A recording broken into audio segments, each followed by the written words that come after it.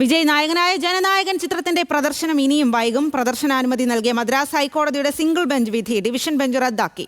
Sensor ബോർഡിന് മറുപടി നൽകാൻ മതിയായ സാവകാശം സിംഗിൾ ബെഞ്ച് നൽകിയില്ല എന്ന് ഡിവിഷൻ ബെഞ്ച് വ്യക്തമാക്കി. വിഷയം വീണ്ടും സിംഗിൾ ബെഞ്ച് പരിശോധിക്കണമെന്നും കോടതി ഉത്തരവിട്ടു. വിജയ് തന്റെ മുഴുവൻ സമയ രാഷ്ട്രീയ പ്രവേശനത്തിന് മുമ്പുള്ള അവസാന ചിത്രമായി പ്രഖ്യാപിച്ച ജനനായകൻ പൊങ്കൽ ഉത്സവത്തോടനുബന്ധിച്ച് ജനുവരി 9 റിലീസ് ചെയ്യാൻ തീരുമാനിച്ചിരുന്നു. എന്നാൽ CBFC ചിത്രത്തിന് അനുമതി നൽകാൻ വിസമ്മതിച്ചതിനെ തുടർന്ന് ചിത്രം പ്രദർശിപ്പിക്കാനായില്ല. തുടർന്ന് മദ്രാസ് ഹൈക്കോടതിയുടെ സിംഗിൾ ബെഞ്ചിനെ സമീപിച്ച് നിർമ്മാതാക്കൾ പ്രദർശനാനുമതി വാങ്ങി.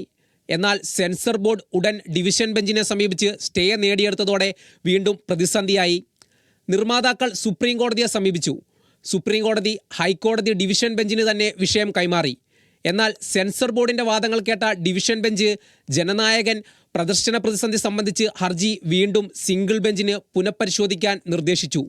മതവികാരങ്ങളുടെയും സായുധ സേനയുടെയും ചിത്രീകരണത്തെയും കുറിച്ചുള്ള പരാതിയുടെ അടിസ്ഥാനത്തിൽ സിനിമാറ്റോഗ്രാഫ് നിയമങ്ങളിലെ റൂൾ 24 പ്രകാരം ചിത്രം ഒരു റിവൈസിംഗ് കമ്മിറ്റിക്ക് റഫർ ചെയ്യുന്നതിനായി ജനുവരി 5 നിർമ്മാതാക്കൾക്ക് ഇമെയിൽ ലഭിക്കുകയായിരുന്നു. തുടർന്നാണ് നിയമയുദ്ധം ആരംഭിക്കുന്നത്. Legal desk, news Malayalam.